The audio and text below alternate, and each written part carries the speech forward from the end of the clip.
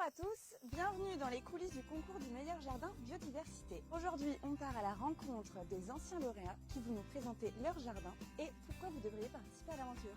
Venez!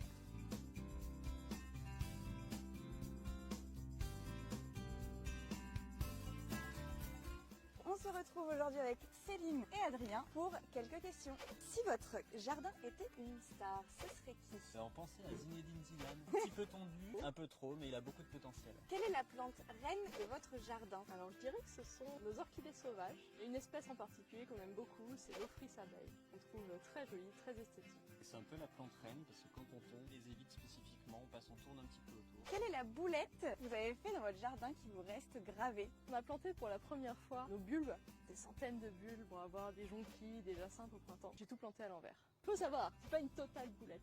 Le bulbe se retourne au fil du temps. Mais ça va prendre 2 ans. On a planté des bulbes dans le bon sens.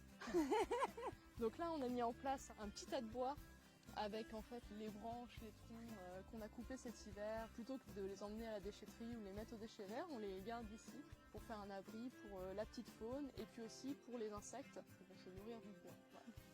Avez-vous un colocataire à pas préféré? Oui, ce serait notre hérisson. On a installé un piège photo quand on est arrivé. On a eu la chance de le repérer sur le piège la nuit. Et l'avantage, c'est qu'on a aussi pu capturer une écureuil qui vient très régulièrement. Vous me montrez la caméra? Alors on l'installe ici sur les lieux de passage ou alors on la met dans l'angle. Le hérisson va finalement prendre les mêmes allées que nous. On essaye de noter régulièrement les apparitions des animaux. Voilà, on le note dans un carnet, ça nous permet de voir, c'est régulier, noter présence, absence des animaux. Vous faites remonter les informations ensuite sur par exemple des plateformes comme Faune France? Oui, tout à fait. On mélange à la fois l'application naturaliste pour tout ce qui est observation en dehors du jardin, etc. et l'application Oiseaux des jardins, où là on note vraiment spécifiquement ce qui se passe dans notre jardin. Depuis le concours, on a installé un abri à hérissons sous le bûcher. On a récupéré des caisses à vin qu'on a inversées, on a mis un peu de tas de foin, on lui a fait un duplex. Une ouverture à droite et une seconde entrée avec une ouverture à gauche légèrement plus petite pour éviter que les prédateurs rentrent.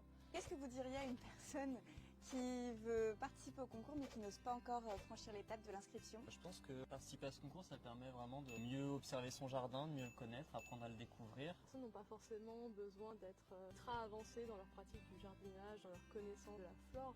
Elles peuvent déjà juste prendre le temps de regarder et si elles ont fait des tout petits aménagements, ne serait-ce qu'un, au moins ne pas hésiter à se lancer dans le concours.